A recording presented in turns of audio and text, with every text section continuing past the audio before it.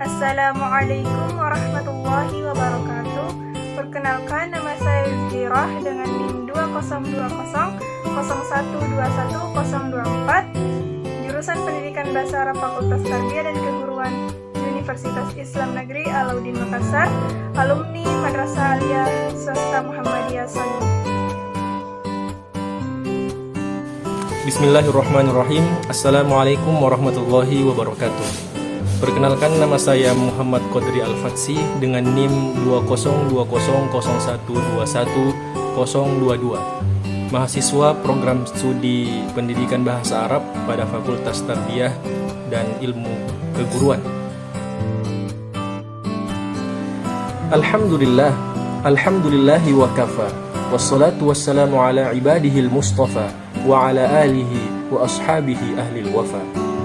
Puji syukur kehadirat Allah Subhanahu wa Ta'ala yang telah memberikan rahmat dan hidayahnya sehingga kami dapat menyelesaikan penulisan makalah yang berjudul Penulisan Karya Tulis Ilmiah, yakni makalah, dengan tepat waktu. Salawat serta salam tetap tercurah kepada junjungan kita Rasulullah Shallallahu Alaihi Wasallam yang telah membawa risalah Islam sehingga sampai kepada kita serta memberi suri tauladan yang baik kepada kita semua.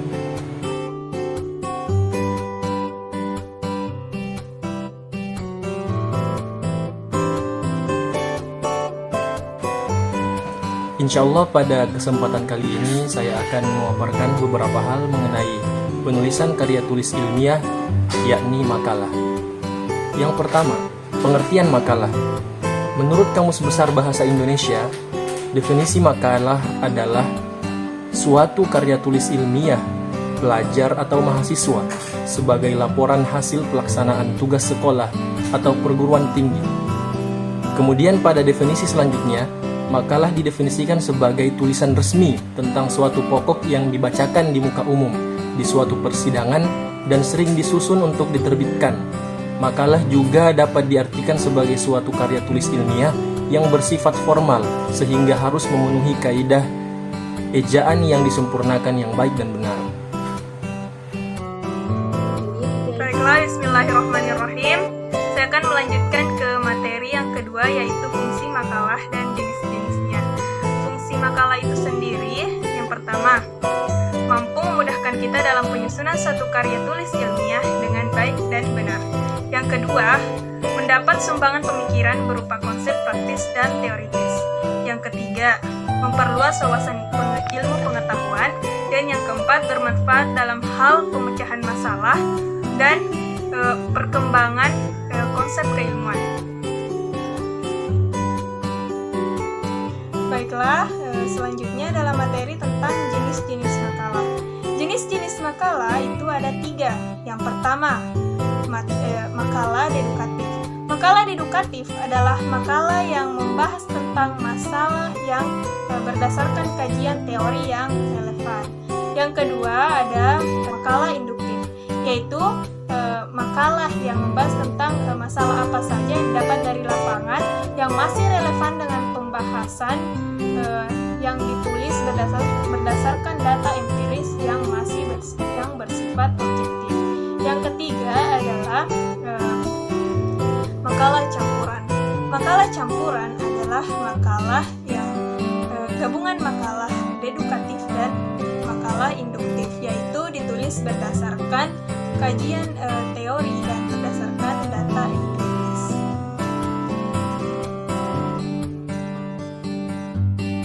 Kemudian pada pembahasan selanjutnya kita akan membahas mengenai sistematika penyusunan makalah. Pada penulisan makalah, beberapa hal yang perlu diperhatikan adalah: yang pertama, penulisan cover. Cover adalah sampul sebuah makalah yang biasanya memuat judul, tujuan, logo, nama dosen pengampu, nama anggota kelompok, serta identitas penulis. Judul makalah. Judul makalah harus dibuat singkat, jelas, mencerminkan isi makalah, mengandung kata-kata kunci, tidak membuka peluang penafsiran yang beraneka ragam, dengan jumlah kata maksimal pada judul yakni 15 kata. Kemudian tujuan penulisan makalah, seperti disusun untuk memenuhi tugas kelompok pada mata kuliah. Kemudian di dalam cover pula terdapat logo universitas, yakni lambang yang ditempatkan di tengah halaman, menggunakan lambang yang berwarna standar dan berdiameter sekitar 3,5 cm. Kemudian ada nama dosen mata kuliah dan nama dosen pengampu ditulis dengan lengkap beserta gelar-gelarnya. Kemudian ada nama kelompok, nama anggota kelompok diketik sesuai dengan urutan abjad, disertakan dengan NIM yang ditulis di dalam tanda kurung.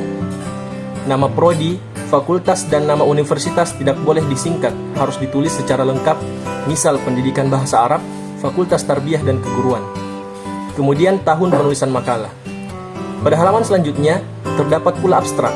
Secara umum harus memiliki struktur-struktur utama, di antaranya latar belakang, metode singkat, hasil utama, dan kesimpulan dari topik yang dibahas serta mengandung poin-poin esensial dari keseluruhan isi makalah yang dirampung. Kemudian terdapat pula kata pengantar. Kata pengantar berfungsi untuk mengantar pembaca agar memiliki pandangan umum terhadap makalah yang kamu buat.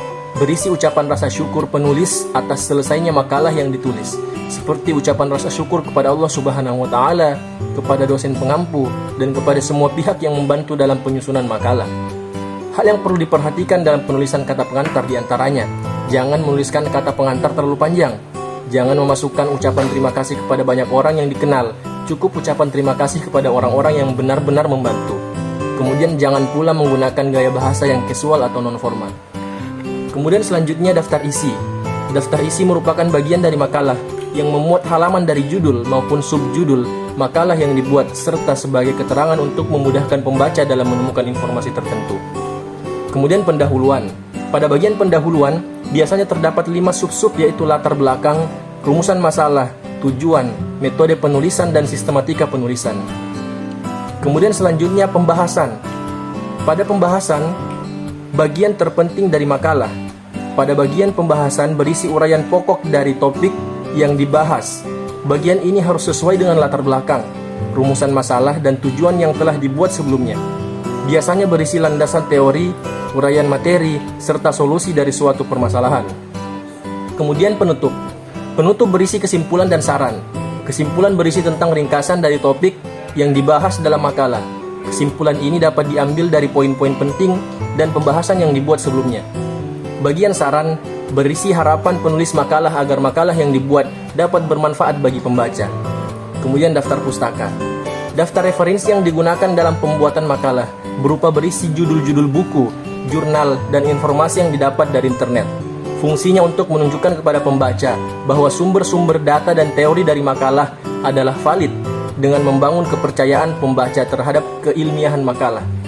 Sistematika penulisan secara urut dan lengkap adalah nama-nama penulis, kemudian tahun terbit, judul buku ditulis dengan miring, kemudian jilid, terbitan ke, nama penerbit, kota tempat penerbitan.